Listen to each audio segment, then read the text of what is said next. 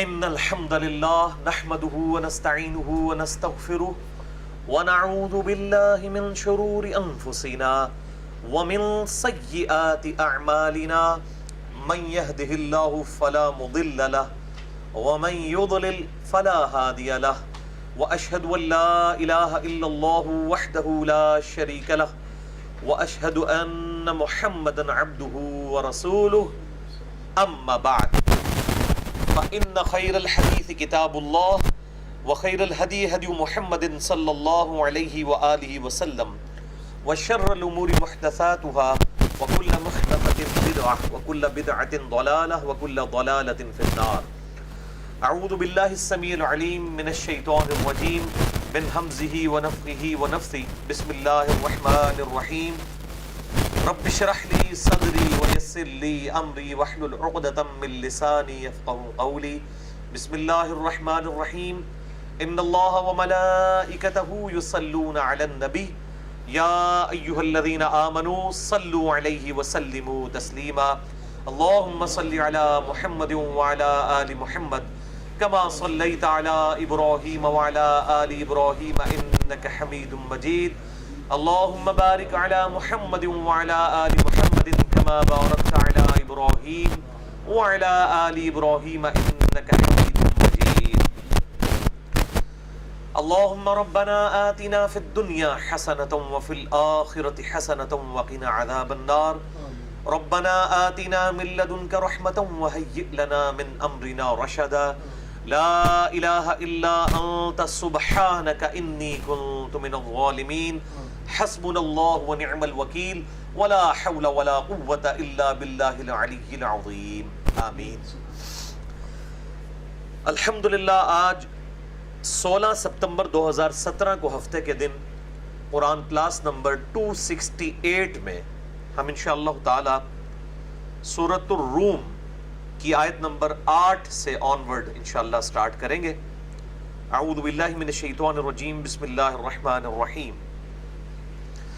میں نے پچھلی دفعہ اس سورت کے تعارف میں ایک بات بتائی تھی کہ یہ جو سورت ہے اللہ تبارک و تعالیٰ کی جو قدرت کی بڑی بڑی نشانیاں ہیں، یعنی فزیکل فینامنا آف نیچر، قانون قدرت، ان کو بنیاد بنا کر اللہ تعالیٰ کی طرف بلانے والی سورت ہے. قرآن حکیم میں ٹاپ آف دا لسٹ 2 سورتیں ہیں جن میں التذکیر بآلاء اللہ ہے. التذکیر بآلاء اللہ کہتے ہیں اللہ کی قدرت کی بڑی بڑی نشانیوں کے ساتھ اللہ تعالیٰ انسانیت کو اپنی طرف مائل کرتا ہے. اور ٹاپ آف دا لسٹ وہ 2 سورتیں ہیں، نمبر 1 سورۃ النحل اور نمبر 2 سورۃ الروم، جو اب ہم پڑھ رہے ہیں. تو آج امید تو ہے کہ انشاءاللہ یہ کمپلیٹ ہو جائے گی. تو آپ دیکھیں گے کہ اس میں کتنی قدرت کی نشانیاں کمبائنڈ فارم کے اندر جو باقی صورتوں میں سکیٹرڈ فارم میں موجود ہیں اس صورت کے اندر آپ کو نظر آئیں گی. اور اس کا مرکزی ٹاپک ہی التذکیر بآلاء اللہ ہے، یعنی اللہ تعالیٰ کی طرف سے نصیحت اس کی قدرت کی بڑی بڑی نشانیوں کو یاد کروا کر. اعوذ باللہ من الشیطان الرجیم. بسم اللہ الرحمن الرحیم. اولم یتفکروا فی انفسہم. کیا ان لوگوں نے کبھی غور نہیں کیا اپنی جان میں، اپنے جی کے اندر؟ ما خلق اللہ السماوات والارض وما بینہما الا بالحق، کہ اللہ تعالیٰ نے زمین و آسمان اور جو کچھ ان کے بیچ ہے وہ نہیں پیدا کیا مگر الحق، یعنی با مقصد، پرپزفل، یعنی اس کا ایک مقصد ہے. وَأَجَلٍ مُّسَمَّى، اور یہ تمام چیزیں ایک مقررہ مدت تک کے لیے پیدا کی گئی ہیں. یعنی کائنات میں ہر مخلوق کو موت آنی ہے، چاہے وہ زیرو ہو یا کوئی اور مخلوق ہو، نباتات ہوں، حیوانات ہوں، جاندار ہوں، بے جان ہوں، سب کے سب جتنی بھی اللہ تعالیٰ کی مخلوقات ہیں اللہ تعالیٰ نے ان کو با مقصد پیدا کیا ہے. اور وَأَجَلٍ مُّسَمَّى، ایک خاص مقررہ مدت تک کے لیے پیدا کیا ہے. وَإِنَّ كَثِيرًا مِّنَ النَّاسِ بِلِقَاءِ رَبِّهِمْ لَكَافِرُونَ، اور بے شک لوگوں کی اکثریت ایسی ہے جو اپنے رب سے ملاقات کی ہی منکر ہے. یعنی خدا کو ماننا کافی نہیں ہے، بلکہ اس چیز کا یقین کامل کرنا کہ ہم نے مر کے اپنے رب کے حضور پیش ہونا ہے اور اپنے کیے ہوئے اعمال کا جواب دہ ہونا ہے، یہ ہے اصل مسئلہ۔ اور اس پہ ایمان لانا کافی نہیں ہے، اس لیے قرآن حکیم میں شروع میں یہ بات آئی وَبِالْآخِرَةِ هُمْ يُوقِنُونَ، آخرت کا یقین ہوتا ہے جو لوگ بات ماننے والے ہیں ان کو، باقی چیزوں پر ایمان ہے اور آخرت کا یقین کامل، اس کے بغیر انسان کا قبلہ درست ہی نہیں رہ سکتا۔ اولم یسیروا فی الارض، کیا انہوں نے زمین میں سیر و سیاحت کر کے نہیں دیکھا، فینظروا کیف کان عاقبۃ الذین من قبلہم، کہ وہ دیکھتے کہ ان سے جو آگے لوگ گزر چکے ہیں، اگلی اقوام جو گزر چکی جو ان سے پہلے تھی، ان کا کیا انجام ہوا۔ کانوا اشد منہم قوہ، وہ طاقت میں ان سے بڑھ کے تھی، یعنی مشرکین عرب سے بڑھ کر، وآثاروا الارض وعمروها، اور انہوں نے خوب زمین میں بھی ہل چلایا تھا، خوب کھیتی باڑی بھی کرتے تھے اور انہوں نے آباد بھی کیا اس زمین کو، اکثر مما عمروها، اس سے بڑھ کر جتنا کہ یہ لوگ کر رہے ہیں۔ وجاءتهم رسلهم بالبینات، اور ان تمام لوگوں کے پاس بھی ان کے وقت کے رسول جو ہے وہ دعوت حق لے کر آئے روشن نشانیوں کے ساتھ۔ فما كان الله ليظلمهم، تو اللہ کی یہ شان نہیں تھی کہ اللہ تعالیٰ ان پر کوئی ظلم کرتا، ولیکن كانوا انفسهم يظلمون، بلکہ وہ خود ہی اپنی جانوں پر ظلم کیا کرتے تھے۔ ثم كان عاقبۃ الذین اساءوا السوء، اور اس کے بعد پھر برائی کرنے والوں کا کتنا برا انجام ہوا، ان کذبوا بآیات اللہ، کہ وہ اللہ تعالیٰ کی آیات کو جھٹلایا کرتے تھے، وَكَانُوا بِهَا يَسْتَهْزِئُونَ، اور وہ اس کے ساتھ استہزاء یعنی مذاق کیا کرتے تھے۔ یعنی اس میں دھمکی ہے کہ اے مشرکین عرب، تم سے بڑھ کر جو قومیں اسٹیبلش تھیں، جنہوں نے زمین میں کھیتی باڑی کی، زمین کو آباد کیا، جب انہوں نے اپنے وقت کے پیغمبر کا انکار کیا تو اللہ تعالیٰ کا عذاب ان پر آ کر رہا، تم پہ بھی عذاب آ جائے گا اگر وقت کے پیغمبر کی بات کو نہیں سنو گے۔ اور پھر ہم نے دیکھا کہ عذاب آیا غزوہ بدر کی شکل میں، غزوہ خندق کی شکل میں، اور الٹیمیٹلی عذاب مشرکین عرب پہ غزوہ حنین کی شکل میں آیا۔ لیکن اس دفعہ سنت اللہ کی یہ ٹھہری کہ اللہ تعالیٰ نے سورہ التوبہ میں، سورۃ الانفال کے اندر ارشاد فرمایا کہ اس امت کے کیس میں اللہ تعالیٰ کا عذاب استحصال قتال اور جہاد کی شکل میں مسلط ہوگا کافروں پر، جس طرح کہ اگلی امتوں پر جو عذاب استحصال ہے وہ چنگھاڑ کے ذریعے، طوفان کے ذریعے اور اسی طریقے سے پتھروں کی بارش کے ذریعے، غرق کرنے کے ذریعے آتا تھا، اس امت کے کیس میں وہ عذاب استحصال صحابہ اکرام علیہم رضوان کی تلواروں کے ذریعے مسلط ہوا مشرکین عرب پہ۔ اور یہ آپ صلی اللہ علیہ وآلہ وسلم کی خصوصیت۔ اور دوسری خصوصیت آپ صلی اللہ علیہ وآلہ وسلم کی یہ ہے کہ آپ صلی اللہ علیہ وآلہ وسلم کا جو معجزہ ہے وہ اگلے انبیاء کی طرح ٹینجیبل فارم میں فزیکل فینومینا آف نیچر کو توڑنے والا نہیں ہے، یعنی مردوں کو زندہ کرنا یا عصا کو اژدہا بنا دینا۔ اس قسم کے معجزات آپ صلی اللہ علیہ وآلہ وسلم کے حصی ہیں، میں نے ان پہ پورا لیکچر بھی دیا ہے، مسئلہ نمبر 131C، 17 معجزات بخاری اور مسلم سے بیان کیے۔ لیکن جو دعوی نبوت والا معجزہ ہے وہ ہے القرآن۔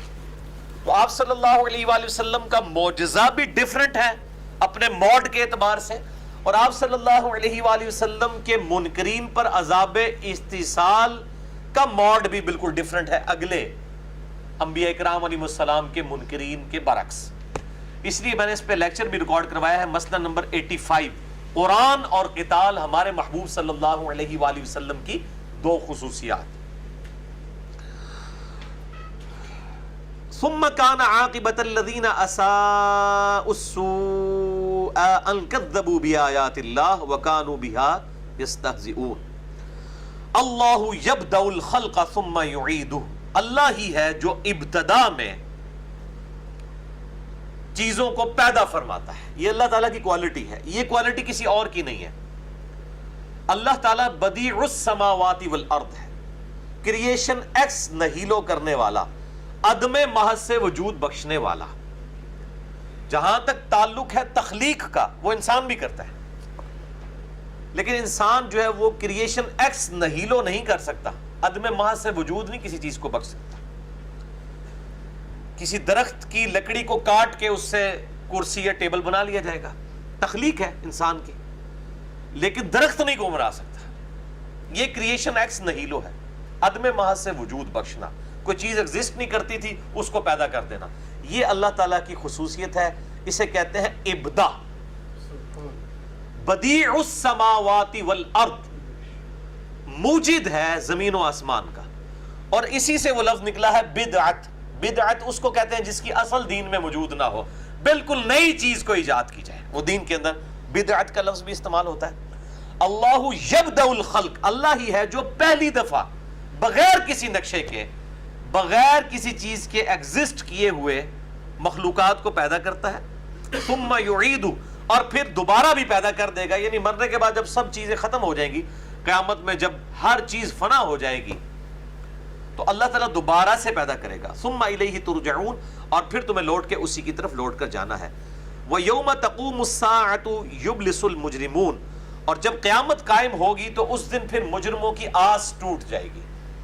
یعنی دنیا میں بھی اپنے آپ کو دھوکے دے کر انسان زندگی گزار رہا ہوتا ہے کہ جس طریقے سے یہاں اللہ تعالیٰ نے گیون سرکمسٹانسز بڑے اچھے دیے ہیں، تو امید ہے کہ آئندہ بھی معاملات آسان ہو جائیں گے. اور ہر ایک نے کوئی نہ کوئی امید باندھی ہوتی ہے کسی نہ کسی شخصیت کے ساتھ، کسی نہ کسی ایک خاص عمل کے ساتھ، اور اسی کے اوپر انسان پوری زندگی گزار رہا ہوتا ہے. اس لیے آپ دیکھتے ہیں کہ حرام کا مال کما کے لوگ ہاسپٹلز بنا رہے ہوتے ہیں، این جی اوز بنا رہے ہوتے ہیں، اور وہ اس امید پہ ہوتے ہیں کہ شاید ہماری یہ کوئی ایک نیکی جو ہے وہ اللہ کی بارگاہ میں قبول ہو جائے. لیکن یہ سارے کے سارے دھوکے دنیا میں انسانوں کو دیے جا سکتے ہیں. اللہ تعالیٰ تو بے پرواہ ہے، اس کا اپنا کرائٹیریا ہے، وہ کسی کو کچھ نہیں سمجھتا. وہ اتنا بے پرواہ ہے کہ دنیا کا کوئی رول اس کے اوپر اپلائی نہیں ہوتا. میں اکثر مثال دیتا ہوں اس بات کی کہ اکثر لوگ کہتے ہیں جی وہ اگر ماں کو اختیار دیا جائے کہ اپنی اولاد کو آگ میں جھونک دے، تو کبھی بھی کوئی بھی ماں اپنی اولاد کو آگ میں نہیں جھونکے، چاہے وہ کتنی نافرمان ہو.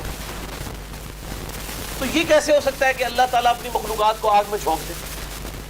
تو اس کو اینٹی وینم کے طور پہ، میں الزامی جواب کے طور پہ، پھکی کے طور پہ کہتا ہوں کہ پھر تو یہ بھی پاسبل نہیں ہے کہ اگر ہمیں اختیار دیا جائے کہ ہم کسی ایسی عورت کو موت دے دیں کہ جس کے 4-5 چھوٹے چھوٹے بچے ہوں، چاہے وہ ہمارے دشمن کی ہی بیوی کیوں نہ ہو، ہمارا دل پسیج جائے گا کہ ایسی عورت کو موت نہیں آنی چاہیے.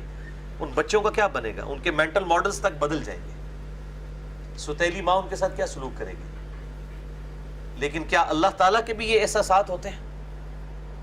وہ تو روزانہ سینکڑوں ہزاروں ایسی عورتوں کو موت دیتا ہے جن کے چھوٹے چھوٹے بچے ہوتے ہیں.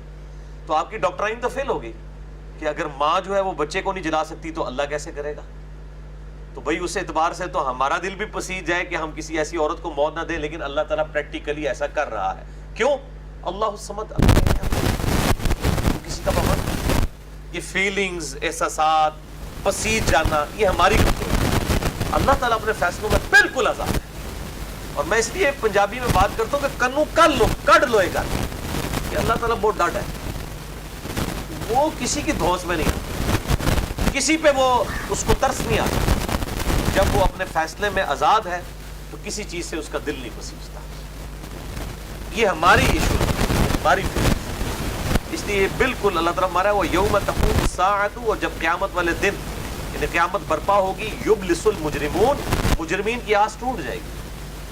وَلَمْ يَكُنْ لَهُم مِّن شُرَكَائِهِمْ شُفَعَاءُ وَكَانُوا بِشُرَكَائِهِمْ كَافِرِينَ، اور نہیں ہوں گے ان کے لیے وہ شریک سفارش کرنے والے جن پہ دنیا میں بھروسہ تھا کہ یہ اللہ سے ہمیں بچا لیں گے. وَكَانُوا بِشُرَكَائِهِمْ كَافِرِينَ، اور وہ خود ہی اپنے شریکوں سے دستبردار بھی ہو جائیں گے، ان کا انکار بھی کریں گے. قرآن حکیم میں یہ بھی آتا ہے کہ جن ہستیوں کو وہ پوج رہے تھے وہ ہستیاں ان کا انکار کر دیں گی، اور یہاں پہ آ رہا ہے کہ یہ خود ہی ان سے اعلان برات کر دیں گے. جب ان کو پتہ چلے گا کہ حضرت صاحب ہی لینے لگے انہیں، تو اعلان برات ہی کر دینا. دیکھیں نا، اب اگر غلام احمد قادیانی دجال کے ماننے والوں کو غلام احمد قادیانی سب سے آگے نظر آیا دوزخ میں جاتے ہوئے، وہ خود ہی اعلان برات اس سے کریں گے کہ نہیں؟ آٹومیٹکلی کریں گے. تو یہ بڑا خطرناک معاملہ ہے. اللہم اجرنا من النار، اللہم اجرنا من النار، اللہم اجرنا من النار، آمین. فَأَمَّا الَّذِينَ آمَنُوا، بس وہی سائملٹینیس کنٹراسٹ آئیں گے اب دونوں طرف کے کہ قیامت والے دن کیا ہوگا. فَأَمَّا الَّذِينَ آمَنُوا، بس وہ لوگ جو کہ ایمان لے کر آئے، وعملوا الصالحات، اور انہوں نے نیک اعمال کیے، فہم فی روضۃ یحبرون، تو وہ پھر ایسی جنتوں میں ہوں گے، باغات میں ہوں گے جس میں وہ خوش و خرم ہوں گے، مسرور ہوں گے۔ واما الذین کفروا، اور وہ لوگ جنہوں نے دنیا میں بات ماننے سے انکار کیا، اللہ اور اس کے پیغمبر کی بات نہیں مانی، کفر کیا، انکار کیا، ناشکری کی، وکذبوا بآیاتنا، اور ہماری آیات کو جھٹلا دیا۔ ایک تو آیات کو جھٹلانا یہ ہے کہ کوئی اللہ کی کتاب پر ایمان ہی نہ لائے، ایک یہ ہے کہ کتاب کو مانتا ہو لیکن کتاب کی نہ مانتا ہو، وہ بھی پریکٹیکلی جھٹلانا ہے۔ ایک بندہ کہتا ہے جی میں اس بات کو مانتا ہوں کہ نماز پڑھنا فرض ہے، لیکن پریکٹیکلی وہ نماز نہیں پڑھ رہا، تو پریکٹیکلی اللہ تعالیٰ کی آیات کو جھٹلا رہا ہے۔ عملاً وہ کافر ہے چاہے اعتقاداً مسلمان بھی ہو۔ تو اعتقادی کافر اور عملی کافر کا فرق بھی سمجھے۔ اعتقادی کافر وہ ہے جو بالکل بلیو ہی نہیں رکھتا گاڈ کے اندر، اس کے پیغمبروں کے اندر، اس کی کتابوں کے اندر، اور عملی کافر وہ ہے جو مانتا تو ہے لیکن پریکٹیکلی نہ اللہ کی بات ماننے کے لیے تیار ہے، نہ اس کی کتاب کی، نہ اس کے محبوب صلی اللہ علیہ وآلہ وسلم کی، تو عملاً وہ بھی کافر ہے۔ اس کے لیے بھی یہ آیات بالکل فٹ ان ہوگی۔ وَكَذَّبُوا بِآيَاتِنَا وَلِقَاءِ الْآخِرَةِ، اور اس نے جھٹلا دیا آخرت میں ہماری ملاقات کو۔ ایک پریکٹیکلی جھٹلانا ہے، ایک ہے اعتقاد میں۔ اعتقاد میں تو شاید کافی لوگ ہوں کہ جو یہ پلی لے لے کہ ہم اعتقاد میں تو بات مانتے ہیں کہ اللہ تعالیٰ کے حضور پیش ہونا ہے، لیکن عملاً واقعی ان کے کرتوت ایسے ہیں، اعمال ایسے ہیں کہ اللہ کے بارگاہ میں پیشی ہونی ہے۔ فَأُولَئِكَ فِي الْعَذَابِ الْمُحْضَرُونَ، تو ایسے لوگوں کو پھر عذاب کے اندر حاضر کر دیا جائے گا۔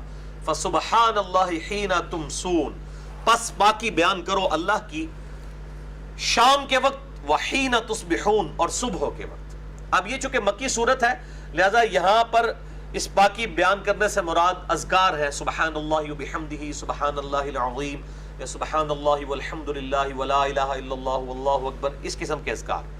اور بعد میں جب نمازوں کی ٹائمنگ آ گئی تو پھر ظاہر ہے کہ ان اوقات کے اندر ڈیٹم لیول کے اوپر نماز کو فرض کر دیا گیا، یعنی شام کی نماز میں مغرب کی نماز اور ساتھ عشاء کی نماز آ گئی، اور حین تصبحون میں صبح کی نماز آ گئی۔ وَلَهُ الْحَمْدُ فِي السَّمَاوَاتِ وَالْأَرْضِ، اور تمام حمد اس کے لیے ہے آسمانوں اور زمین میں۔ وَعَشِيًّا وَحِينَ تُظْهِرُونَ، اور سپہر کے وقت بھی اور دوپہر کے وقت بھی اس کی پاکی بیان کرو، یعنی عصر کی نماز کا ٹائم اور ظہر کی نماز کا ٹائم، ان اوقات میں اللہ تعالیٰ کی حمد بیان کرو، تسبیح بیان کرو۔ اور جب نماز فرض ہوگی پھر ظاہر ان 5 اوقات کے اندر فرض عبادت آ گئی، لیکن پھر بھی ان فرض نمازوں کے ساتھ بھی سنت اذکار رکھ دیے گئے فوراً بعد، اور جس میں تسبیحات فاطمہ جو ہے ٹاپ آف دا لسٹ ہے، اس کے اندر اللہ کی تسبیح موجود ہے، سبحان اللہ، اللہ کی تحمید بھی موجود ہے، الحمدللہ، اور اسی طریقے سے اللہ اکبر، اللہ کی تکبیر بھی موجود ہے۔ تو یہ تمام کے تمام سنت اذکار پھر وہ ساتھ اٹیچ کر دیے گئے۔ اور اسی والے سے کہ ہمارے 2 کارڈ بھی ہیں، گرین کارڈ اور بلو کارڈ، میں انہیں کہتا ہوں یہ آخرت کا گرین کارڈ اور آخرت کا بلو کارڈ ہے۔ جس طرح دنیا میں دنیا کا جو گرین کارڈ ہے وہ ورک پرمٹ ہے یورپین یونین کا، اور گرین کارڈ جو ہے وہ امریکہ کی نیشنلٹی ہے، اور بلو کارڈ جو ہے وہ ورک پرمٹ ہے یورپین یونین کا، یورپ میں کام کرنے کے لیے۔ یہ آخرت کا گرین کارڈ اور آخرت کا بلو کارڈ ہے۔ گرین کارڈ فرض نماز کے بعد کے اذکار، اور بلو کارڈ جو ہے وہ صبح و شام کے سنت اذکار۔ میں نے ان پہ بڑا ڈیٹیل لیکچر دیا جب یہ سورۃ الرعد کی آیت نمبر 28 آئی تھی، الا بذکر اللہ تطمئن القلوب، بے شک آگاہ ہو جاؤ اللہ ہی کی یاد میں دلوں کا سکون ہے۔ اس آیت کے کانٹیکسٹ میں میں نے 6 مسلسل لیکچر یہاں پہ ریکارڈ کروائے تھے، مسئلہ نمبر 111 ABC، 112 ABC، کم از کم 10 گھنٹے کی وہ گفتگو ہے ہماری ویب سائٹ اہلسنتپاک.com پہ، جہاں پہ میں نے سنت اذکار ڈیٹیل کے ساتھ ان کی ایک ریفرنس کے ساتھ چیزیں بیان کی تھی، ان کے فضائل۔ آج اس کی ڈیٹیل میں جانے کا محل نہیں ہے، لہذا میں نے اشارتاً یہاں پہ بات کر دی۔ یخرج الحی من المیت، وہ نکالتا ہے زندہ کو مردہ میں سے۔ انڈا بظاہر دیکھنے میں مردہ ہوتا ہے، اس میں سے زندہ چوزا نکل آتا ہے۔ وَيُخْرِجُ الْمَيِّتَ مِنَ الْحَيِّ، اور وہ مردہ کو نکالتا ہے زندہ میں سے، یعنی مرغی انڈا دیتی ہے۔ یہ ایک بڑی فزیکل مثال ہے ہمارے دیکھنے کی، آبزرویشن کرنے کے اعتبار سے۔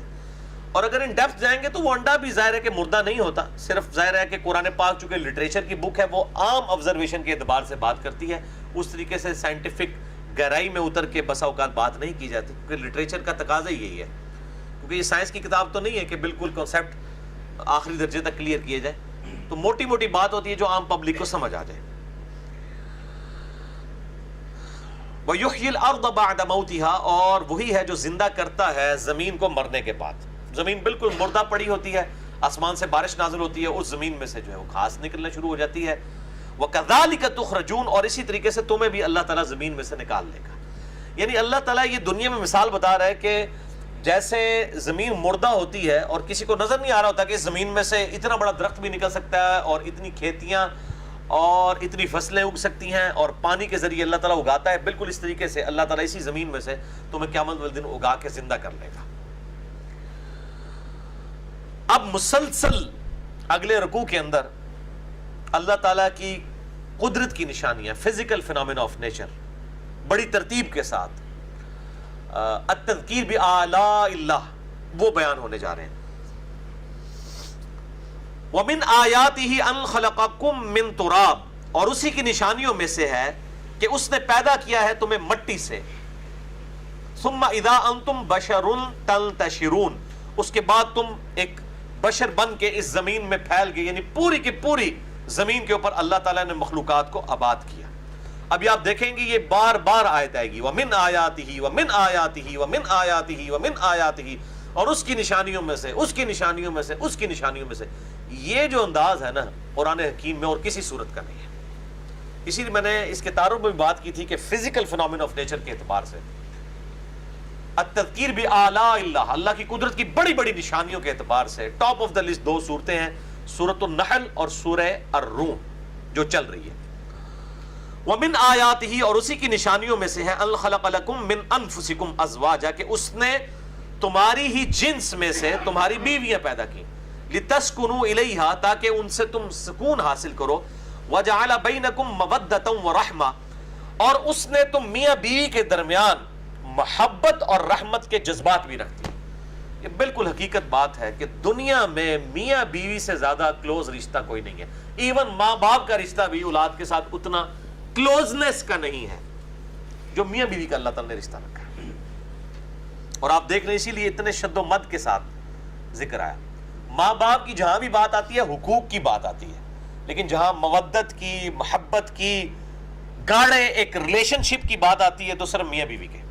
یہاں پہ بھی دیکھیں کیا الفاظ ہیں کہ اللہ تعالیٰ فرماتا ہے اس کی نشانیوں میں سے ہے کہ اس نے تمہاری ہی جنس کی عورتیں تمہارے لیے پیدا کی، تمہاری بیویاں، تاکہ تم ان سے سکون حاصل کرو، یعنی ان کے ساتھ جو تمہارا تعلق ہے، اور تمہارے اور ان کے درمیان محبت اور رحمت، یعنی ایک دوسرے کے لیے قربانیاں کرتے ہیں۔ عورت جو ہے وہ گھر کا سسٹم چلاتی ہے، اپنے خامند کے لیے قربانی کرتی ہے، خامند جو ہے وہ اپنی بیوی کے لیے اور اولاد کے لیے قربانی کرتے ہوئے جو ہے وہ اپنے معاملات کو رزق کے اعتبار سے مینیج کرتا ہے، اس کی رسپانسبلٹی ہے۔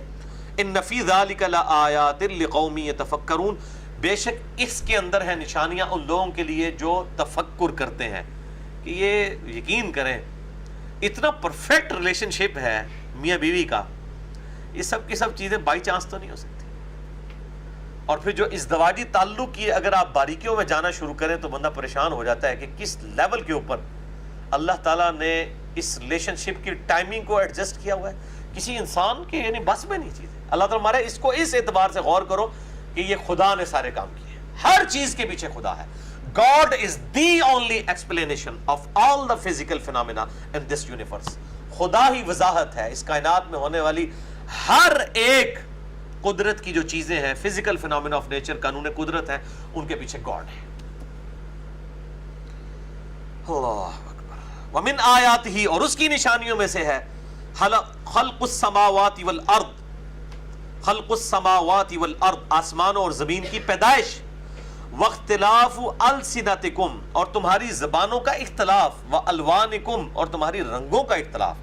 یعنی کہ دیکھیں حبشی ہیں وہ کالے کلر کے ہیں، دوسری طرف یورپین ہے وہ بالکل سفید کلر ہے، سب کانٹیننٹ کے لوگ جو ہیں وہ سانولے کلر کے ہیں، اور پھر زبانیں دنیا میں ہزاروں ہیں، ان زبانوں کا اختلاف، شکلوں کا اختلاف، کلرز کی جو ہے وہ ڈفرنس، یہ سب کی سب چیزیں اللہ کی نشانیاں ہیں.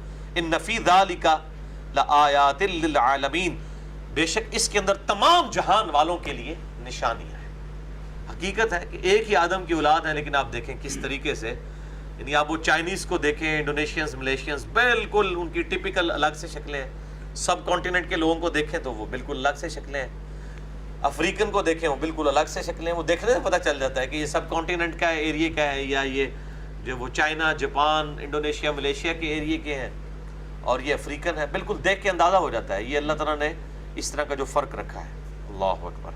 وَمِنْ آیَاتِهِ، اور اس کی نشانیوں میں سے ہے منامکم باللیل، تمہارا رات کے وقت سو جانا، والنہار وابتغاؤکم من فضلہ، اور دن کے وقت تمہارا اس کے فضل کو یعنی رزق کو تلاش کرنا، یہ بھی اللہ کی نشانیوں میں سے ہے.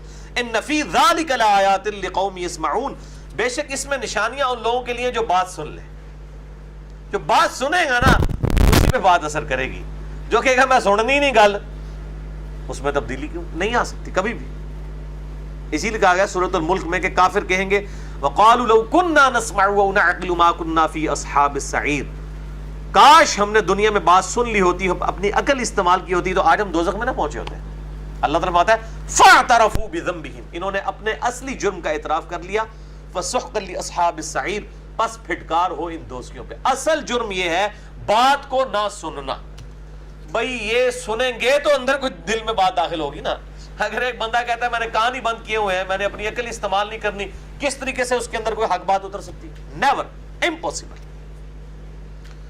وَمِنْ آیَاتِهِ، اور اس کی نشانیوں میں سے، دیکھیں نا یہ بار بار میں نے کہا تھا آیت ریپیٹ ہوگی، اس کی نشانیوں میں سے، اس کی نشانیوں میں سے، اس کی نشانیوں میں سے. وَمِنْ آیَاتِهِ، اور اس کی نشانیوں میں سے یُرِیکُمُ الْبَرْقَ خَوْفًا وَطَمَعًا، وہ دکھاتا ہے تمہیں بجلی خوف اور طمع کے ساتھ. خوف ہوتا ہے بجلی گرنا پڑے، آج بھی گرتی ہے جب بجلی، تو جنگل کے جنگل ہلاک ہو جاتے ہیں اور پورے وہ نظر آتش ہو جاتے ہیں، کتنی بلڈنگز جو ہیں وہ تباہ ہوتی ہیں. اور طمع کے ساتھ، لالچ کے ساتھ آج بھی اکثر زمین جو ہے بارانی ہے، جو بارش کے انتظار پہ، اگر بارش نہ برسے وہاں پہ کوئی فصل نہیں نکل سکتی. تو اللہ تعالیٰ فرماتا ہے اس کی نشانیوں میں سے ہے، یعنی بجلی جب چمکتی ہے تو اس میں خوف بھی ہے یہیں پہ گرنا پڑے، اور اس میں لالچ بھی ہے، اس کے اندر ایک طمع بھی موجود ہے، ایک امید بھی ہے کہ اس میں سے بارش نکلے گی اور ہماری فصل جو ہے وہ ہری بھری ہوگی. اور ظاہر ہے کہ پوری کی پوری دنیا کا نظام جو ہے وہ اسی کھیتی باڑی کے اوپر چل رہا ہے. آج زمین اگانا بند کر دے انسانیت مر جائے گی. ٹیکنالوجی کے ذریعے آپ یہ چیزیں اچیو تو نہیں کر سکتے. ٹیکنالوجی سے آپ یہ چیزیں اچیو کرتے ہیں اسی ان چیزوں کو، فزیکل فینومینا آف نیچر کو یوز کر کے. اگر مٹی اگانا بند کر دے تو کبھی کوئی بیج کسی طریقے سے اگایا جا ہی نہیں سکتا. تو یہ اللہ تعالیٰ کی نشانی ہے. وَيُنَزِّلُ مِنَ السَّمَاءِ مَاءً، اور وہی اتارتا ہے آسمان سے پانی، فَيُحْيِي بِهِ الْأَرْضَ بَعْدَ مَوْتِهَا، پس وہ زندہ کر لیتا ہے زمین کو مرنے کے بعد. إِنَّ فِي ذَلِكَ لَآيَاتٍ لِقَوْمٍ يَعْقِلُونَ، بے شک اس کے اندر نشانیاں ہیں ان لوگوں کے لیے جو عقل استعمال کرتے ہیں. آپ دیکھیں وَمِنْ آیَاتِهِ سے بات شروع ہوتی ہے اور پھر ساتھ ساتھ آتا ہے کہ اس میں ہے نشانی عقل والوں کے لیے، اس میں ہے نشانی بات سننے والوں کے لیے، اس میں ہے نشانی سمجھدار لوگوں کے لیے، اس میں ہے نشانی جو غور سے بات سن لیتے ہیں ان کے لیے. وَمِنْ آیَاتِهِ، اور اس کی نشانیوں میں سے ہے أَن تَقُومَ السَّمَاءُ وَالْأَرْضُ بِأَمْرِهِ، آسمان اور زمین کا اس کے حکم سے قائم ہونا. یعنی آسمان و زمین جو قائم ہے، ان کی جو آپ سمجھ لیں ایگزسٹنس اور پھر اس کا ایک ہارمونی کے ساتھ اسٹیبلش رہنا، یہ اس کی نشانیوں میں سے. ثم اذا دعاکم دعوة من الارض، پھر جب وہ بلائے گا تمہیں اس زمین میں سے، اذا انتم تخرجون، تو پھر تم فوراً باہر نکل آؤ گے. یعنی اللہ تعالیٰ قیامت کے دن جب بلائے گا کہ سب لوگ زندہ ہو کے میرے حضور حاضر ہو، تو خود بخود مردے جو ہیں وہ قبروں سے زندہ ہوں گے اللہ کے حکم سے. سب کے سب لوگ زندہ ہو کے اس کی بارگاہ میں پیش ہو جائیں گے. وَلَهُ مَن فِي السَّمَاوَاتِ وَالْأَرْضِ، اور اسی کا ہے جو کچھ آسمانوں میں ہے جو کچھ زمین میں ہے، ہر ایک کا مالک وہ ہے. كُلٌّ لَهُ قَانِتُونَ، اور ہر مخلوق اسی کی تابع فرمان ہے. انسان اور جنات اللہ تعالیٰ کے خلاف بغاوت کرتے ہیں اس لیے کہ اختیار دیا گیا ہے، ورنہ ہر چیز اس کے حکم کی پابند ہے. بلکہ انسانوں کی بھی کئی چیزیں اس کی حکم کی پابند ہے. یہ گردے ہماری مرضی سے چل رہے ہوتے ہیں کیا؟ یہ آنکھیں ہماری مرضی سے کیا جھپک رہی ہوتی ہیں؟ دل ہماری مرضی سے کیا چل رہا ہوتا ہے؟ یہ سانس اندر باہر آنا کیا ہماری اپنی مرضی سے ہوتا ہے؟ یہ سب کی سب چیزیں فی البدی چل رہی ہوتی ہیں، بغیر اختیار کے چل رہی ہوتی ہیں۔ انسان کی اپنے اندر کتنی چیزیں ہیں جو اللہ تعالیٰ کی تابع فرمان ہے اور اس طریقے سے چل رہی ہیں، اور مخلوقات باہر جو آپ کو نظر آ رہی ہیں، سورج، چاند، ستارے، یہ سب کے سب اللہ تعالیٰ کے تابع فرمان ہے۔ جو اللہ تعالیٰ نے ان کے لیے ڈیسٹنی مقرر کر دی ہے، تقدیر، وہ اس سے ذرا سے بھی حکم عدولی نہیں کر سکتے، اتنے پابند ہیں اللہ تبارک و تعالیٰ کے بنائے ہوئے ان محکم قوانین کے۔ وہ وَهُوَ الَّذِي يَبْدَأُ الْخَلْقَ ثُمَّ يُعِيدُهُ، وہی ہے جو پہلی دفعہ مخلوق کو پیدا کرتا ہے، یعنی کریشن ایکس نہیلو، عدم محض سے وجود بخشتا ہے، ثُمَّ يُعِيدُهُ، پھر وہی اس کو دوبارہ لوٹائے گا، وَهُوَ أَهْوَنُ عَلَيْهِ، اور یہ دوبارہ پیدا کرنا اس کے لیے بڑا آسان ہے۔ اللہ اکبر کبیرہ والحمد للہ کثیرہ وسبحان اللہ بکرۃ وأصیلا۔ اور یقین جانے یہ اتنی بڑی کوالٹی ہے کہ یہی بہت بڑا ڈفرنس ایک خالق اور مخلوق میں کر دیتی ہے۔ انسان کبھی شرک کر ہی نہیں سکتا۔ اللہ تعالیٰ کی جو تخلیقی صلاحیت ہے وہ ایسی یونیک ہے کہ کوئی انسان سوچ بھی نہیں سکتا کہ کسی انسان کے پاس بھی ایسی کوئی کمپیٹنسی یا کیپیبلٹی آ سکتی ہے۔ نیور۔ یہ اللہ تعالیٰ کی بڑی نشانیوں میں سے ایک نشانی۔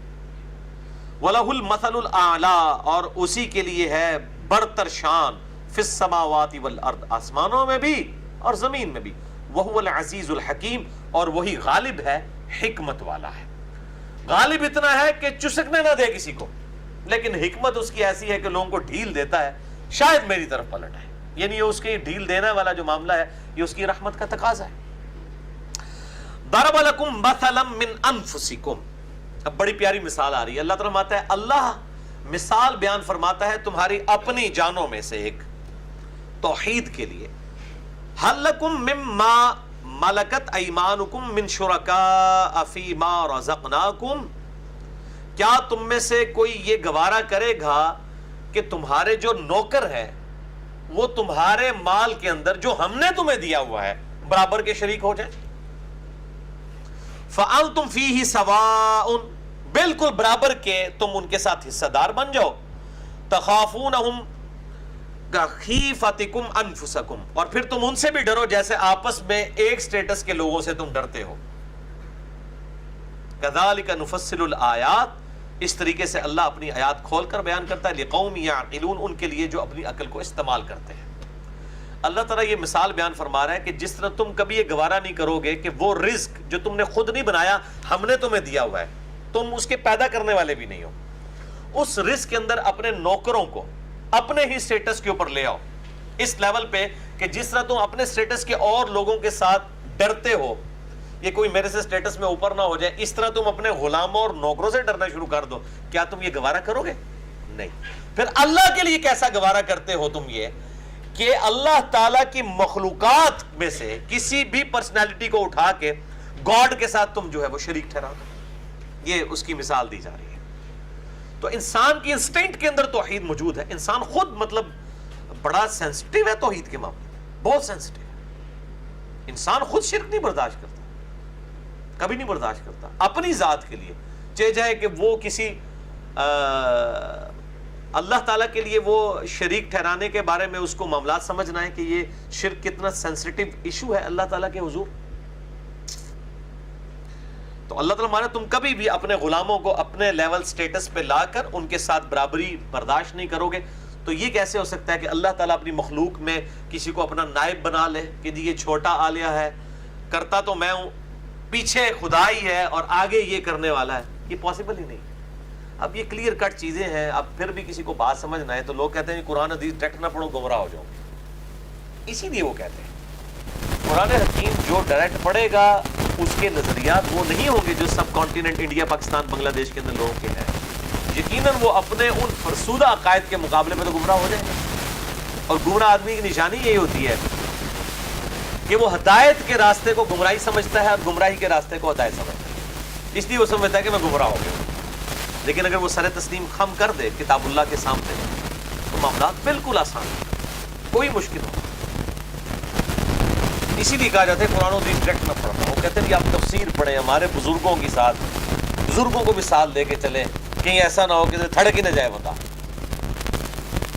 اسی لیے میں اکثر یہ جملہ بولتا ہوں کہ قرآن حکیم کا وہ معنی معتبر ہے جو پہلی دفعہ کوئی کافر پڑھ کے اس میں سے مطلب لے گا نا، وہ معنی اس کا معتبر ہوگا، کیونکہ مسلمان جب مطلب لے رہا ہوگا اس کے تو سامنے پہلے بزرگ بابے ہوں گے، وہ ان کے مطابق سمجھ رہا ہوگا۔ کافر جب پڑھے گا ایاک نعبد و ایاک نستعین، تسی الٹے بھی لٹک جاؤ نا، انہوں منوا نہیں سکتے یا علی مدد یا شیخ عبد القادر جیلانی المدد۔ وہ کہے گا جی قرآن میں تو واضح لکھا ہے اے اللہ ہم تیری ہی عبادت کرتے ہیں اور تجھی سے مدد مانگتے ہیں، غائب میں مدد کے لیے دعا کے لیے تجھی کو پکارتے ہیں۔ لیکن مسلمان جب پڑھے گا وہ کہے گا جی ذاتی ہوتی ہے، تائی ہوتی ہے، مستقل بالذات ہوتی ہے، غیر مستقل بالذات ہوتی ہے، باذن اللہ ہوتی ہے، بغیر باذن اللہ، پتہ نہیں کیا کیا وہ نٹی گٹیز اس کی بیان کرے گا، محدود غیر محدود۔ یہ سارے کیڑے مولویوں نے گھسائے ہوئے ہیں نا قرآن کی تفسیر کے اندر، تو دشمن ہے نہیں کہ یہ قرآن کے تفسیر میں انہوں نے تعریف کر دی ہے۔ قرآن کا صرف ٹیکسٹ محفوظ ہے، تفسیر میں تو بالکل اس طریقے سے علماء یہود کی طرح قرآن حکیم کے اندر انہوں نے تعریف کر دی ہے، تفسیر کے اندر پورا زور لگا ہے۔ اس لیے میں کہتا ہوں کافر پہلی دفعہ جب قرآن پڑھ کے جو بات سمجھے گا نا، اور صحابہ اکرام کیا تھے؟ کافر ہی تھے نا، بعد میں مسلمان ہوئے نا، انہوں نے کافر ہونے کی حیثیت سے ہی پہلے قرآن کو سمجھا نا، تو پھر انہوں نے قرآن کے اوپر ایمان لیا۔ اگر وہ پہلے اپنے سارے نظریات کو اسی طریقے سے رکھتے ہوئے قرآن کو سمجھنے کی کوشش کرتے تو کوئی قرآن ان کی زندگی میں جو ہے وہ انقلاب نہ لاتا۔ اس لیے اللہ تعالیٰ آیا نا یتلو علیہم آیاتہ ویزکیہم ویعلمہم الکتاب والحکمہ، نبی صلی اللہ علیہ وآلہ وسلم قرآن کی آیات ان پر تلاوت کرتے ہیں، ان کا تزکیہ کرتے ہیں، ان کو کتاب و حکمت کی تعلیم دیتے ہیں۔ وَإِن كَانُوا مِن قَبْلُ لَفِي ضَلَالٍ مُبِينٍ، اور اس قرآن کے نزول سے پہلے یہ صحابہ جو حضور کے ساتھی ہیں کھلی گمراہی میں تھے، نزول سے پہلے، اور بعد میں دنیا کے امام بن گئے۔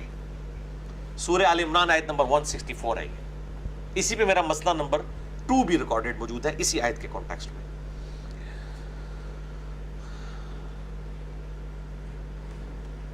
بل اتبع الذین ظلموا، بلکہ پیروی کر رہے ہیں ظالم، اہواءہم، اپنی خواہشات نفسانی کی، بغیر علم، بغیر کسی علم کے۔ فمن یہدی من اضل اللہ، تو اسے کون ہدایت دے سکتا ہے جسے اللہ ہی گمراہ کر دے؟ اور اللہ کس کو گمراہ کر رہا ہے؟ جو اپنی نفس کی پیروی کر رہا ہے۔ یعنی آپ اس کو بتاتے ہیں بخاری اور مسلم میں نماز کا طریقہ یہ لکھا ہوا ہے، اور وہ اپنے نفس کی پیروی کرتا ہے، وہ اپنے فرسودہ خیالات جو پہلے لے کے چل رہا ہے وہ کہہ رہا ہے نہیں میں نے تو اس کے مطابق ہی چلنا ہے، میں نے اپنے آپ کو وحی کے سامنے پیش نہیں کرنا، تو ظاہر ہے پھر اللہ اسے گمراہ کر دے گا۔ یعنی آخری درجے میں یہی کیا جا سکتا ہے نا، کسی کو کتاب و سنت کے دلائل سامنے رکھے جائیں اور پھر وہ واضح دلائل بھی دیکھے کہ میرا دل نہیں مان رہا، وہ دل نہیں مان رہا ہوتا بیسیکلی، وہ اصل میں جو اس کی گمراہی ہے وہ اس کو بات نہیں ماننے دے رہی ہوتی۔ آخر درجے میں تو آپ یہی کر سکتے ہیں نا، جو جس مکتبہ فکر سے آپ کو اسی مکتبہ فکر کا اسے ترجمہ قرآن کا، بخاری مسلم کا دکھا لے، اس سے بڑا تو کوئی کام نہیں کیا جا سکتا۔ اس کے باوجود وہ کہ میرا دل نہیں مان رہا، تو پھر اپنے دل کا علاج کرائے اور اللہ تعالیٰ سے دعا مانگے کہ اللہ تعالیٰ اسے اس گمراہی سے نکالے۔ اللہم اہدنا الصراط المستقیم صراط الذین انعمت علیہم غیر المغضوب علیہم ولا الضالین آمین۔ وما لہم من ناصرین، اور پھر ایسے لوگوں کا کوئی مددگار نہیں ہوتا جنہیں اللہ تعالیٰ گمراہ کر دے۔ فَأَقِمْ وَجْهَكَ لِلدِّينِ حَنِيفًا، اے نبی صلی اللہ علیہ وآلہ وسلم اپنا چہرہ یکسو کر لیں، پوری یکسوئی کے ساتھ اس دین کے لیے، فطرت اللہ التی فطر الناس علیہا، اس فطرت کے دین کو جو اللہ تعالیٰ نے لوگوں کو اس فطرت کے مطابق پیدا کیا۔ بخاری اور مسلم کی حدیث ہے کہ اللہ تعالیٰ ہر بچے کو فطرت پہ پیدا کرتا ہے، اس کے ماں باپ اسے یہودی، عیسائی یا مجوسی بنا دیتے ہیں۔ مسئلہ تقدیر پہ میں بڑی ڈیٹیل سے 6.5 گھنٹے کی گفتگو کر چکا ہوں۔ مسئلہ نمبر 103 104 ABC 4 لیکچرز ہیں، میں آج اس ڈیٹیل میں نہیں جاؤں گا۔ لا تبدیل لخلق اللہ، اللہ تعالیٰ کی خلقت کو کوئی تبدیل نہیں کر سکتا، اللہ کی ایک سنت ہے، لیکن بعد میں پھر جب اللہ تعالیٰ اختیار دیتا ہے پھر خود لوگ اپنے اوپر امپلیمنٹیشن کر لیتے ہیں گمراہ کن نظریات کی۔ ذالک الدین القیم، یہ ہے سیدھا راستہ اللہ کا دین جو ہے، ولکن اکثر الناس لا يعلمون، لیکن اکثر لوگ اس حقیقت سے ناواقف ہیں، بات سمجھنا جو نہیں چاہتے۔ منیبین الیہ، تم سب کے سب اللہ تعالیٰ کی طرف اور رجوع لاؤ، واتقوا، اور اس کا تقوی اختیار کرو، واقیموا الصلاۃ، اور قائم کرو نماز کو، ولا تکونوا من المشرکین، اور دیکھو مشرکین میں شامل نہ ہو۔ یعنی شرک اور اسلام کے درمیان فرق نماز ہے۔ صحیح مسلم میں حدیث ہے بندے کے کفر اور اسلام، شرک اور اسلام کے درمیان فرق نماز ہے. کتنے واضح الفاظ ہیں. رجوع لاؤ اس کی طرف، تقوی اختیار کرو، نماز قائم کرو. ولا تکونوا من المشرکین، اور دیکھو مشرکوں میں شامل نہ ہو. یہ مشرک کا کام ہے کہ وہ گاڈ کو رسپانس نہ کرے. مؤمن سر تسلیم خم کرنے والا وہ اللہ تعالیٰ کو رسپانس کرتا ہے. من الذین فرقوا دینہم، ان لوگوں میں سے کہ جنہوں نے اپنے دین کو پارا پارا کر دیا. وَكَانُوا شِيَعًا، اور اپنے آپ کو گروہوں میں بانٹ لیا. كُلُّ حِزْبٍ بِمَا لَدَيْهِمْ فَرِحُونَ، اور ہر گروہ اس کے اوپر خوش ہے جو اس کے پاس ہے. ہر ایک نے اپنے لیے کوئی نہ کوئی نشانی رکھی ہوئی ہے. یعنی یہ تعویل خاص کے اعتبار سے تو یہود و نصارہ کے بارے میں یہودیوں کا ایک خاص عقیدہ تھا کہ we are chosen people of Lord, ہم خدا کے چنے ہوئے بندے ہیں، بنی اسرائیل ہیں. ہمیں اللہ تعالیٰ نے دوزخ میں پھینکا بھی تو لوگوں کی آنکھوں میں دھول جھونکنے کے لیے الٹیمیٹلی نکال ہی جائے. عیسائی کہتے تھے کہ حضرت عیسیٰ علیہ السلام ہمارے گناہوں کا کفارہ بن کے سولی چڑھ چکے ہیں. تو ہر ایک نے اپنی وشفل تھنکنگز رکھی ہوئی تھی، من مانی خواہشات، اور وہ اس پہ خوش ہیں. اور یہاں پہ بھی یہی ہے. اسی آیت کے کانٹیکس میں تو میں نے وہ 5 گھنٹے کا لیکچر ریکارڈ کرا دیا سنی شیعہ کنفلکٹ کے اوپر، 100 سوالات، مسئلہ نمبر 157A اور B. اس میں نے یہ آیت قرآن حکیم میں 3-4 دفعہ یہ ریپیٹ ہوئی ہے. اور سورۃ المؤمنون میں اس کا کلائمیکس ہے کہ فَتَقَطَّعُوا أَمْرَهُمْ بَيْنَهُمْ زُبُرًا، نبیوں کے جانے کے بعد ان کے ماننے والوں نے دین کو پارا پارا کر دیا. كُلُّ حِزْبٍ بِمَا لَدَيْهِمْ فَرِحُونَ، ہر گروہ اس بات پہ خوش ہے جو اس کے پاس ہے. کوئی کہہ رہا ہے ہمارے پاس توحید ہے، بس توحید اصل چیز ہے. کوئی کہتا ہے ہمارے پاس اہل بیت کی محبت ہے، بس یہ اصل چیز ہے، باقی چیزوں پہ کمپرومائز ہو جائے گا. وہ کہتا ہے جی صحابہ کی جو عقیدت ہے یہ اصل چیز ہے. کوئی کہتا ہے جی عشق رسول اور میلاد منانا یہ اصل دین ہے. تو سب نے کچھ نہ کچھ جزیات کے اندر دین پکڑا ہوا ہے. اس امت کے اندر بھی یہی حالت ہے. وَإِذَا مَسَّ النَّاسَ، اور جب ہم انسان کو چھوتے ہیں ضرٌ، تکلیف کے ساتھ، دعوا ربهم منیبین الیہ، تو وہ پھر اپنے رب کو پکارتا ہے، اس کی طرف رجوع لاتے ہوئے پکارنا شروع کر دیتے ہو تم. ثم اذا اذاقهم منہ، پھر جب وہ تمہاری فریاد سن کے چکھاتا ہے تمہیں، منہ رحمتن، اپنی رحمت کا مزہ چکھاتا ہے، اذا فریق منہم بربہم یشرکون، تو تمہیں میں سے ایسا گروہ بھی ہے جو اپنے رب کے ساتھ شرک کرتا ہے. یعنی وہ اولاد خدا نے دینی ہوتی ہے، لیکن جب وہ اولاد ہو جاتی ہے تو کہتے ہیں جی میں فلاں مزار پہ گیا تھا، میں فلاں جگہ میں نے منت مانی تھی تو یہ ہو گیا. اس کے بعد وہ شرک کرنا شروع کر دیتے ہیں. لیکفروا بما آتیناہم، تاکہ تم کفر کرو اس نعمت پہ جو ہم نے تمہیں دی ہے. فتمتعوا، بس اے ناشکرو یہ دنیا کا جو مال ہے اس سے نفع اٹھا لو. فسوف تعلمون، ان قریب تمہیں انجام معلوم ہو جائے گا. یعنی لوگ اتنی بڑے بڑے دعوے کرتے ہیں، جی وہ جی یہ بزرگوں کی وجہ سے ہو گیا، بزرگوں نے یہ دے دیا. ہم کہتے ہیں کہ اللہ کے بندو بزرگ کیا کر رہے ہیں نہیں کر رہے ہیں، مطلب وہ تو فزیکلی تو ہم کوئی آبزرویشن نہیں آپ کو رکھ سکتے. میں نے پہلے بھی یہ چیلنج میرا ایک چلا ہوا ہے یوٹیوب کے اوپر کہ دنیا کے سارے زندہ اور مردہ بزرگ مل کے کسی ایک بچے کے ختنے کر کے بتا، نگاہ مار کے یا کرامت کے ذریعے بغیر بلیڈ استعمال کی. وہ کہتے ہیں بزرگ تو پتہ نہیں، جو بائی پاس آپریشن کر لیتے ہیں، جو مردوں کو زندہ کر لیتے ہیں، جو لوگوں کو جن کی اولاد نہیں ہو رہی ان کو اولاد دے دیتے ہیں. اتنے بڑے بڑے کام کو چھوٹے کام نہیں ہوتا انہیں کرو، یہ نظر آ جائے نا. آپ کی تو پتہ ہی نہیں ہے نا، آپ کہیں گے کہ انہوں نے دیا، ہم کہیں کہ خدا نے دیا. کاؤنٹر ویریفیکیشن کوئی نہیں ہے دنیا میں. جس چیز کی کاؤنٹر ویریفیکیشن نہیں ہے پھر آپ کو کوئی ایسی مثال لانی پڑے گی جس کو کاؤنٹر ویریفائی کرے. وہ خطروں والی میرے مثال کہ لیں سارے بزرگ جتنے زندہ ہیں، زندہ کے بارے میں بھی دعوے ہیں نا جی. وہ کہتے ہیں جی زمین اولیاء اللہ سے خالی نہیں ہوتی، جو اولیاء سے، اولیاء کہتے ہیں اولیاء اللہ کا تو اللہ کو پتا، اولیاء سے تو اولیاء سارے اکٹھے کر لیں، ختنہ کر کے بتائیں کسی کا. تو وہ جب یہ میں مثال سامنے رکھتا ہوں تو خود ہی ہنسنا شروع کر دیتے ہیں. ان کو بھی پتا چل جاتا ہے یار یہ کام تو نہیں ہو سکتا. جیسے کہ وہ سورہ الانبیاء میں آتا ہے نا، ابراہیم علیہ السلام نے سارے بتوں کے سر اتار کے تو بڑے بت کے اوپر کلہاڑا رکھ دیا، اور پھر جب بعد میں میٹنگ کال کی کافروں نے، وہ پورا واقعہ آتا ہے سورۃ الانبیاء کے اندر، تو انہوں نے کہا کہ ادھر ایک لڑکا ہے جس کا نام ہے ابراہیم، ایک نوجوان ہے، نوجوان ہی کام کرتے ہیں، بوڑھوں کے لیے مشکل ہوتی ہے ہدایت، بڈھی ہڈیاں نہیں چینج ہوتی ہیں الا ماشاء اللہ. تو ایک نوجوان ہے ابراہیم جس کا نام ہے، اس کو ہم نے سنا تھا وہ ہمارے بتوں کا بڑا گستاخ ہے، بلاؤ اس کو. یہ پورا واقعہ سورۃ الانبیاء کے اندر ہے. تو پیش کیا گیا ابراہیم علیہ السلام کو، آپ جی تم نے کیا ہے؟ تو انہوں نے کہا بلکہ ان کے بڑے نے کیا ہوگا، اور توریہ کر دیا کہ بڑا ان سے جو طاقتور ہے، اور ان کو یہ ٹانٹ کیا کہ یہ جو بڑا بت جس کے کندھے پہ کلاڑا رکھا ہے اس نے کیا ہوگا، اور اصل بات یہ کی کہ میں جو ان سے زیادہ طاقتور ہوں اس نے کیا. تو اس کو کہتے ہیں توریہ کرنا، یعنی بات بھی ایسا جملہ ہو جس میں جھوٹ والا شائبہ بھی نہ ہو. تو وہ پھر آپس میں مشورہ کرنے لگ پڑے. تو ساتھ ابراہیم علیہ السلام نے کہا اگر یہ بولتا ہے تو اس سے پوچھ لو کس نے توڑے. تو وہ آپس میں انہوں نے سر جھکا لیے اور انہوں نے کہا ابراہیم تمہیں پتہ یہ تو بولتے نہیں.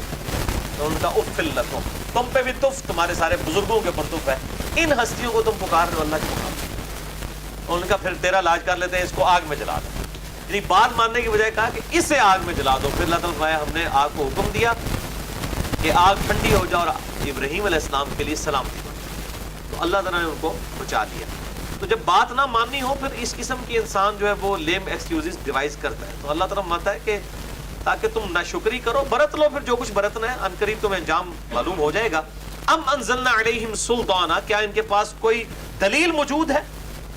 فہو یتکلم، کہ وہ گواہی دیتی ہو بما کانوا بہ یشرکون، ان کے شرک کی. اللہ تعالیٰ مانتا ہے کوئی ان کے پاس کتابی دلیل ہے، کوئی اللہ کی طرف سے وہی آئی ہے کہ جن ہستیوں کے بارے میں یہ کلیم کر رہے ہیں کہ یہ اللہ تعالیٰ کے نائبین ہیں، لے کے آئیں کہ دلیل موجود ہے. اسی لیے پھر وہ کہتے ہیں جی وہ علم دو نے، ایک کتاباں کا علم ہے تو ایک سینہ بسینہ آتا ہے. یہ خود ان کا یہ یعنی ماننا اس بات کا ثبوت ہے کہ جو دین یہ آپ کو بتا رہے ہیں وہ کتابوں میں کوئی موجود نہیں ہے. اس لیے پہلے ہی وہ شکست تعلیم کر لیتے ہیں نا، تسلیم کر لیتے ہیں نا کہ بھئی کتاب علم و بس کریو یار، علمی گل نہ کرنا. تو ہم ان سے کہتے ہیں کہ اللہ کے بندوں پھر ہماری تو مجبوری ہے، کیونکہ ہم جس پیغمبر کے ماننے والے ہیں وہ تو ہمیں شخصیات کے حوالے کر کے نہیں گیا، وہ تو کہہ کے گیا میں تمہیں کتاب اللہ اور سنت کے حوالے کر کے جا رہا ہوں. اس نے تو یہ بھی نہیں کہا کہ میرے بعد ابو بکر عمر عثمان و علی کو پکڑ لینا، یہ بھی نہیں بولا، ڈائریکٹلی بائی نیم تو مینشن نہیں کیا. ہاں پولیٹیکلی ضرور بات کی کہ خلفائے راشدین کی اطاعت کرنا، لیکن خلفائے راشدین بھی تو آج زندہ کوئی نہیں، کتاب اللہ اور سنت چھوڑی امت. تو یہ کہتے ہیں نہیں وہ ایک سینہ بسینہ بھی پیرلل میں کوئی دین آتا ہے. یہ پیرلل میں جو ان کا فراڈ تھا نا، مسئلہ نمبر 55A کے اندر میں نے سارے کے سارے ان کا کچا چٹا جتنے جھوٹے دلائل تھے علم لدنی کے حوالے سے، مسئلہ نمبر 55A ہے علم لدنی سے متعلق فرقہ وارانہ نظریات کا تحقیقی جائزہ. جو کتاب و سنت سے یہ جھوٹے دلائل پیش کرتے تھے نا، وہ میں نے الحمدللہ ان کے نلیفائی کر دیا. وہ کہتے ہیں جی بس یہ تو اصل میں وہ جو دیکھ لیتا ہے وہ یہ ہو جاتا ہے تو وہ ہو جاتا ہے. یہ ساری کے سارے جھوٹے کلیم ہیں ان کے، اور انہوں نے پورا پیرلل میں ایک دین ڈیوائز کر دیا ہوا ہے کتاب و سنت کے خلاف. آپ سے فرمان ہے کتاب و سنت کو مضبوطی سے پکڑ لینا، کبھی گمراہ نہیں ہوگے. تو جو دین کتاب و سنت میں موجود ہے نہیں ہے وہ پھر کم از کم دین اسلام نہیں ہے. آپ اس کو دین تصوف کا نام دے دیں، اسے دین طریقت کا نام دے دیں، اور کوئی اسلام کا نام نہ پھر اس کے اوپر بولیں. یہ بالکل کلیئر کٹ بات ہے. اور پھر ہمیں کسی کی دھونس نہ لگائیں. دیکھیں میں آپ کو اگر کوئی دھونس لگاؤں گا، آپ کیا میرے ملازم ہے کہ میں آپ پہ کوئی دھونس لگاؤں؟ میں آپ کو صرف ایک چیز کی دھونس لگا سکتا ہوں کہ جن پرسنالٹیز کے سامنے آپ بھی ملازم کی حیثیت سے ہیں اور میں بھی ملازم کی حیثیت سے ہوں، اور اللہ اور اس کے محبوب صلی اللہ علیہ وسلم کی پرسنالٹیز ہیں، میں آپ کو اللہ اور اس کے پیغمبر کی تعلیمات کی بنیاد میں دھونس ضرور لگا سکتا ہوں. دیکھو تم نے بھی اس کو پیغمبر مانا ہے، میں نے بھی مانا ہے، یہ اس کا حکم ہے، تم غلط کر رہے ہو. یہ دوست تو ٹھیک ہے، لیکن میں نہ پیغمبر کا حوالہ دوں نہ گاڈ کا حوالہ دوں. میں اپنے بزرگ بابوں کا جو میرے ہی چندوں کے اوپر پل رہے ہیں ان کا حوالہ دے کے میں دھون چڑھاؤں آپ کے اوپر. اللہ سے بدل اسی کے سمجھنا ہے، اسی کہنا جناب اپنے بوجھے جی رکھو، ٹھیک ہے نا جناب. تو میں کہتا ہوں کہ ہمیں کسی نے دھونس لگانی ہے نا، ہمیں وہ دھونس لگائے جو ہم پہ لگتی ہے. آپ کا اور ہمارا تعلق محمد رسول اللہ صلی اللہ علیہ وسلم کی نسبت سے تھا. اگر آپ ان کو بیچ میں سے نکال دیتے ہیں تو آپ کی دھونس کوئی نہیں. آپ جن ہستیوں کو بہت بڑا سمجھ رہے ہیں، ہم تو ان کو اس قابل بھی نہیں سمجھتے کہ ان کا نام بھی کتاب و سنت کے مقابلے پہ لے کے کتاب و سنت کو نیچے کرنے کی کوشش کریں، چاہیے کہ ہم ان کو بڑا سمجھ لیں. وہ آپ کے نزدیک بڑے ہیں نا. جس طرح بابا گرو نانک سکھوں کے نزدیک بڑا ہوگا، یقیناً بہت بڑی پرسنالٹی ہوگی، لیکن ہمیں تو کوئی فرق نہیں پڑتا، ہمارے سامنے لوگ نام لیتے رہے. اسی طریقے سے فرقوں کے بزرگوں کے ہمیں کس چیز کی دھونس؟ ہمیں دھونس لگانی ہے تو کہیں کہ کتاب اللہ میں لکھا ہے، سنت میں لکھا ہے، پھر آپ دھونس لگا سکتے ہیں. ادروائز پھر آپ ہم سے بات بھی نہ کریں، کیونکہ جب ہمارا اور آپ کا رشتہ قائم ہی اللہ اور اس کے محبوب صلی اللہ علیہ وآلہ وسلم کی تعلیمات، یہ بائنڈنگ فیکٹر تو یہی تھا نا جب آپ نے بائنڈنگ فیکٹر ہی ختم کر دیا تو اللہ نے کرو کر ہی جاؤ، اپنا کام کرو جا کے، ہمیں کس چیز کی آپ دعوت دیں گے؟ تو یہ بڑی امپورٹنٹ بات ہے، یعنی ہر چیز کے اندر چیزیں چھپی ہوئی ہیں اگر انسان اس کو ایکسپلور کرے۔ تو اللہ فرماتا ہے کوئی دلیل ہے ان کے پاس اللہ تعالیٰ سے نازل ہوئی بھی؟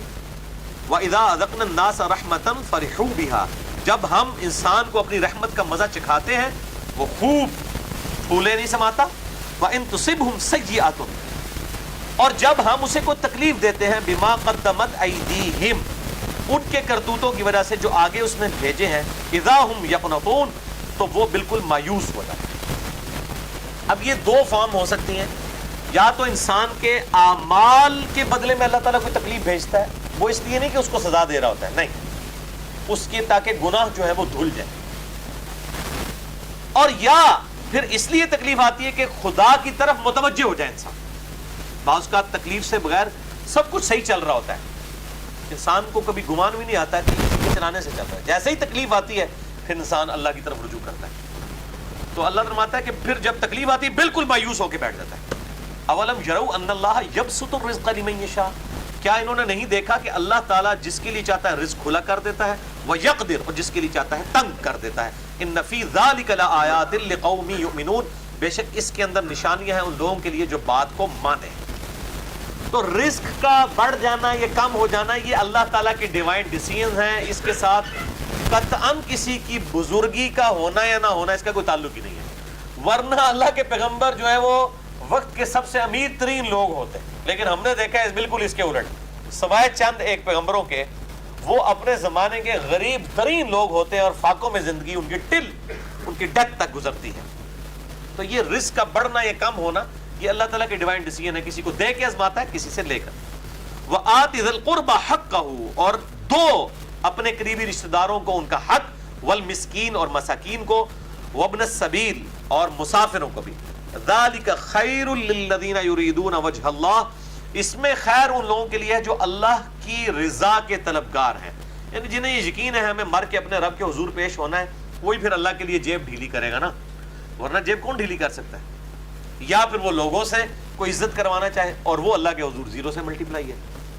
وَأُولَٰئِكَ هُمُ الْمُفْلِحُونَ، اور ایسے ہی لوگ دونوں جہانوں کے اندر کامیاب ہونے والے ہیں۔ وَمَا آتَيْتُم مِّن رِّبَا، یہ بڑی اہم آیت آ رہی ہے 39 اور 40، یہ بالکل ابتدائی آیات میں سے ہے جو اللہ تعالیٰ نے سود کی مذمت کی ہے۔ سود کو حرام نہیں کیا تھا، صرف مذمت کی تھی، جیسے شراب بھی 4 اسٹیٹس میں حرام ہوئی ہے، یہاں پہ صرف اس کی مذمت بیان کی گئی تھی، حرام قرار نہیں دیا گیا، بتایا گیا کہ اس سے بہتر کام کچھ اور ہے۔ اور جو تم دیتے ہو من ربا لیربوا فی اموال الناس، لوگوں کے مال میں سے اپنے مال کو بڑھانے کے لیے لوگوں کو سود پہ قرضہ دیتے ہو، فلا یربو عند اللہ، وہ اللہ کے حضور کوئی نہیں بڑھتا، بظاہر تمہارا مال ضرور بڑھ جائے گا لیکن اللہ کے حضور وہ نہیں بڑھے گا۔ وما آتیتم من زکات، لیکن جو تم زکات میں اللہ کی راہ میں خرچ کرتے ہو، تریدون وجہ اللہ، اللہ کی رضا جوئی کے لیے، فاولئک هم المضعفون، تو ایسے وہ لوگ ہیں جو اپنے مال کو کئی گنا کر لیتے ہیں، یعنی اللہ کے ڈیوائن بینک میں وہ سٹور ہو جاتا ہے جو اللہ کی راہ میں تم خرچ کرتے ہو، اصل میں مال وہ بڑھ رہا ہے۔ بخاری و مسلم کی حدیث ہے، انسان کے 3 دوست ہیں، 2 واپس آ جاتے ہیں، ایک قبر میں اس کے ساتھ جاتے ہیں۔ واپس کون آتے ہیں؟ اس کا مال اور اس کے رشتہ دار، اور قبر تک کیا جاتے ہیں؟ اعمال۔ اعمال وہ جو اس نے اپنی زندگی کے اندر آگے بھیج دی۔ بخاری و مسلم کی حدیث ہے، آپ صلی اللہ علیہ وآلہ وسلم نے فرمایا، انسان کہتا ہے میرا مال میرا مال میرا مال، حالانکہ انسان کا مال وہ ہے جو اس نے پہن کے بسیدہ کر لیا، یعنی کپڑے کھا کے ہضم کر لیا، یا اللہ کی راہ میں خرچ کر کے آخرت کے لیے سٹور کر لیا، وہ انسان کا مال ہے۔ باقی مرنے کے بعد جو کچھ بچ گیا وہ اس کے ورثاء کا مال ہے۔ یعنی جو آگے آپ سٹور کرتے ہیں، یعنی اللہ تعالیٰ کی راہ میں خرچ کر کے کئی گنا اس کا بدلہ قیامت کے دن لینے کے لیے، اصل میں وہ مال ہے، اور وہ ڈیٹم لیول پہ فرض کر دیا گیا زکوٰۃ کی فارم میں، اور یہ کم از کم ہے 40واں حصہ، 2.5% یا 40واں حصہ، زیادہ آپ جتنا مرضی دیں۔ انشاءاللہ تعالیٰ میں پلان کر رہا ہوں کچھ عرصے تک، 3-4 مہینے شاید اور لگ جائیں، اسلامک بینکنگ اور کنونشنل بینکنگ اس کے اعتبار سے، اور جو اس وقت جتنے بھی ایشوز چل رہے ہیں انٹرنیشنل لیول کے اوپر، بینکنگ سے ریلیٹڈ، فائنانس سے ریلیٹڈ جو ریلیجن کی کیا گائیڈ لائنز ہیں اور پریکٹیکلی اس وقت مسلمانوں کو کیا کرنا چاہیے، اس کے اوپر انشاءاللہ ڈیٹیل سے کبھی جب یہ تیاری مکمل ہو جائے گی کمپیریٹیو اسٹڈی کرنے کے بعد تو پھر انشاءاللہ اس کو آن ایئر کر دیں گے انشاءاللہ۔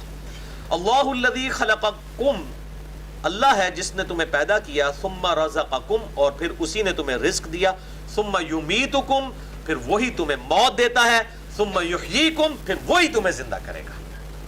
حل من شرکائکم من یفعل من ذالکم، کیا ان شریکوں کو جو تم نے اللہ کے ساتھ ٹھہرائے ہوئے ہیں ان میں سے کوئی کسی کی کمپیٹنسی ہے، کسی کی یہ اہلیت اور قابلیت ہے، من یفعل من ذالکم، کہ اس طرح کا کوئی کام کر کے دکھا سکے کہ وہ رزق بھی دے، وہ زندہ بھی کرے، وہ موت بھی دے اور دوبارہ سے زندہ بھی کر لے؟ سبحانہ،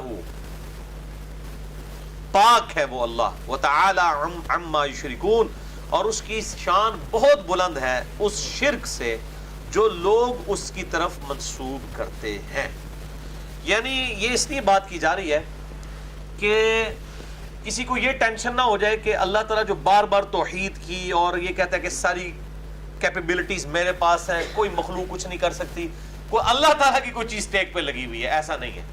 اللہ کی شان بہت بلند ہے لوگوں کے شرک سے، یعنی شرک کرنے سے اللہ تعالیٰ کو کوئی پرواہ نہیں ہے، اس کو کوئی فرق نہیں پڑتا۔ جیسا کہ صحیح مسلم میں حدیث ہے کہ تمام جن و انس اگر اس نافرمان شخص کی مانند ہو جائیں جو تم میں سب سے زیادہ نافرمان ہے، اللہ کی شان کو کم نہیں کر سکتے، اور تمام جن و انس اگر اس نیک شخص کی مانند ہو جائیں جو تم میں سب سے زیادہ نیک ہے، تو اللہ کی شان میں کوئی اضافہ نہیں کر سکتے۔ اللہ تو بے پرواہ ہے، اور اس لیے آپ دیکھیں وہ سورہ الصافات کی آخری آیات ہیں، سبحان ربک رب العزت عما یصفون وسلام علی المرسلین والحمد للہ رب العالمین، وہ بھی یہی ہے، سبحان ربک رب العزت عما یصفون، پاک ہے میرا رب عزت والا ان تمام برائیوں سے جو لوگ اس کی طرف منسوب کرتے ہیں۔ یعنی یہ برائی منسوب کرنا ہے نا کہ اللہ کو کبھی گھٹا کے مخلوق کے لیول پہ لے آنا، یا مخلوق کو بڑھا کے اس کے لیول پہ لے آنا، یا اس کے لیے بیٹے تجویز کرنا، بیٹیاں تجویز کرنا، اس کے ساتھ اور ہستیوں کو شریک ٹھہرانا۔ اللہ فرماتا ہے اللہ پاک ہے ان تمام برائیوں سے جو لوگ اس کی طرف منسوب کرتے ہیں۔ وَسَلَامٌ عَلَى الْمُرْسَلِينَ، اور سلامتی ہو رسولوں پر جنہوں نے سچی توحید لوگوں کے سامنے پیش کی ہے۔ وَالْحَمْدُ لِلَّهِ رَبِّ الْعَالَمِينَ، اور تمام تعریفیں اس اللہ کے لیے ہیں جو تمام جہانوں کا پالنے والا ہے۔ یعنی سارے جہانوں کا مالک وہ ہے، اس کو کوئی فرق نہیں پڑتا اگر اس کے ساتھ کوئی شرک بھی کرے، اس کو کوئی فرق نہیں پڑتا۔ بس یہیں پہ انشاءاللہ ہماری یہ گفتگو اب کنکلوڈ ہوگی۔ اللہ تعالیٰ سے دعا ہے جو حق بات میں نے کہی اللہ تعالیٰ ہمارے دلوں میں راسخ فرمائے، اگر جذبات میں میرے منہ سے کوئی غلط بات نکل گئی تو اللہ تعالیٰ ہمارے دلوں سے محو کر دے، ہمیں کتاب و سنت کی تعلیمات پر عمل کر کے دوسرے بھائیوں تک پہنچانے کی توفیق عطا فرمائے۔ سبحانک اللہم و بحمدک، اشہد ان لا الہ الا انت، استغفرک و اتوب الیک، وما علینا الا البلاغ المبین۔ جزاکم اللہ خیرا۔